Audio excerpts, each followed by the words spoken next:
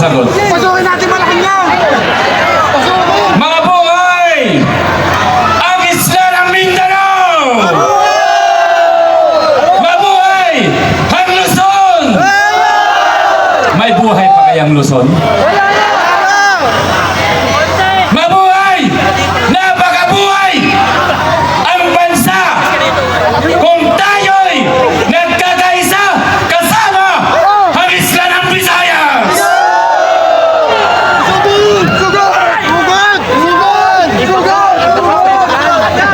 Mukhang tulog kayo rito! Gising na ba kayo? O natutulog pa kayo sa katotohanan na dapat nating ipaglaban?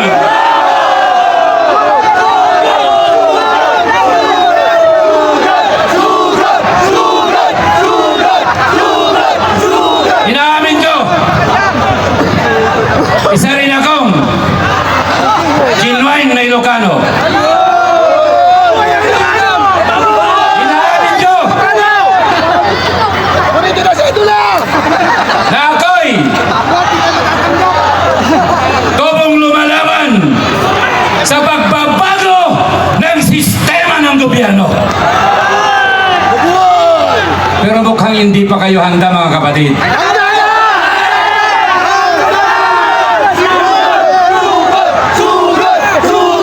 Ang tanong ko sa inyo, united na nga ba talaga tayo? Handa na ba natin ipaglaban ang People's Initiative na genuine?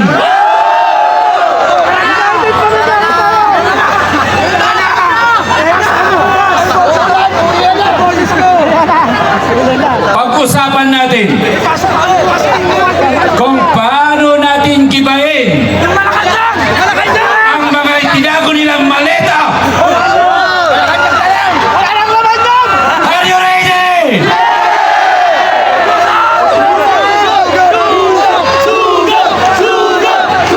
Hanggang sigaw na lang ba tayo?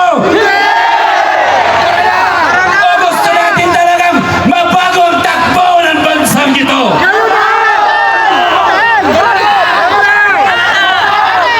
Nag-aantay pa ba tayo ng ibang bayani ng bansa? Samantalang kayo ang mga bayani ng bansa ito.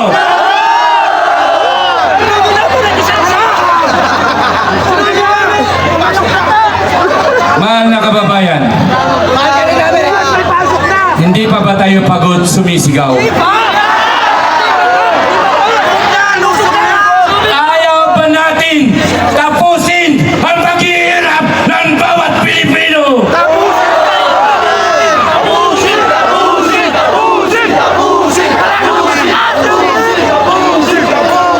Makinig kayo.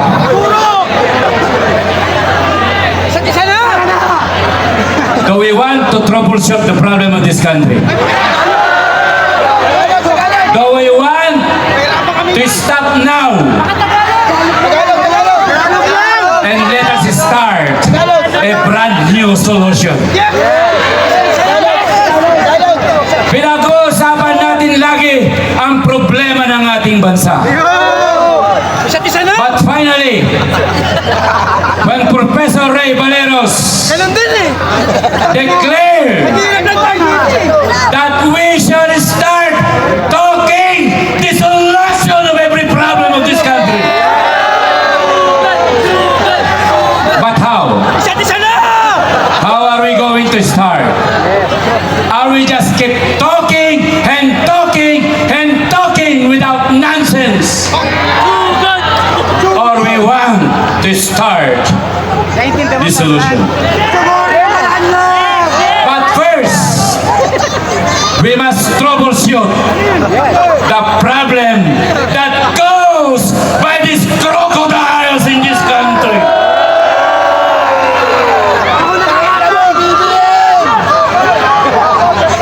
Nasaan ang mga nakamaletang perang ito?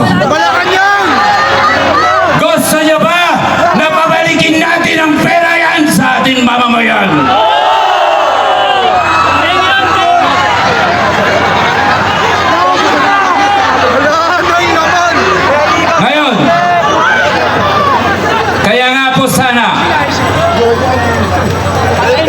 Sana lamang po, imumungkahi ko ito.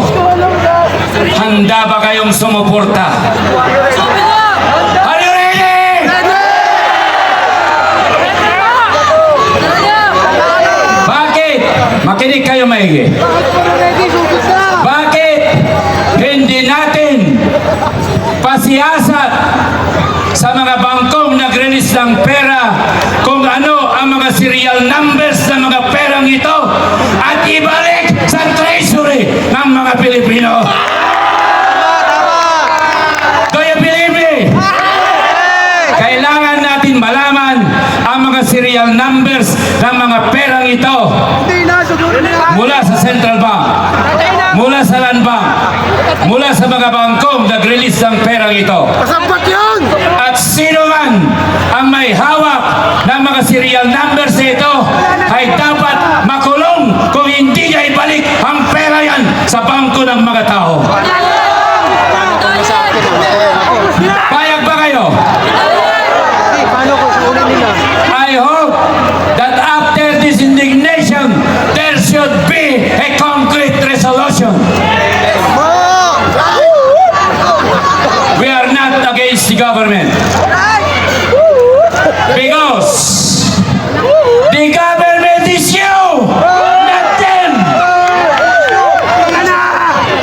Payag ba kayo na inaagaw ang mga kalupaan ng Pilipinas? Payag ba kayo na ang mga tribo natin ay naisasantabi na lamang at sila'y hindi malaya sa kanilang mga lupain? Kayo ba?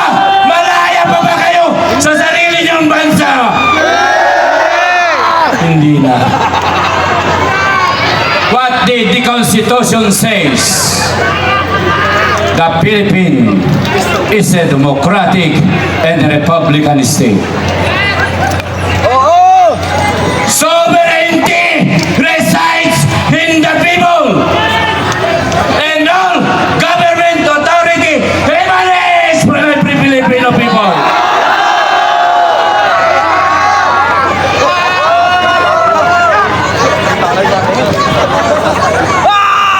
Civilian authority is the most powerful mandate of the Constitution, not the administration. Galit na ako! Mga kapatid, ubusin ko man ang oras na ito. Pagalitan naman ako ng aking boss, General Romeo. Hindi si Browner, ha? Ikaw na dyan! General Romeo Pokis, saludo ako sa inyo, sir. Yes, sir! Yes, sir! Yes, sir! Navy Captain, Professor, Customary Lawyer, Yes, sir! Professor Ray Valeros. Mabuhay ang bansang Pilipinas! Mabuhay ang bawat mamamayang Pilipino! Mabuhay ang mga buhay at hindi patay na mamamayan! Maraming salamat po.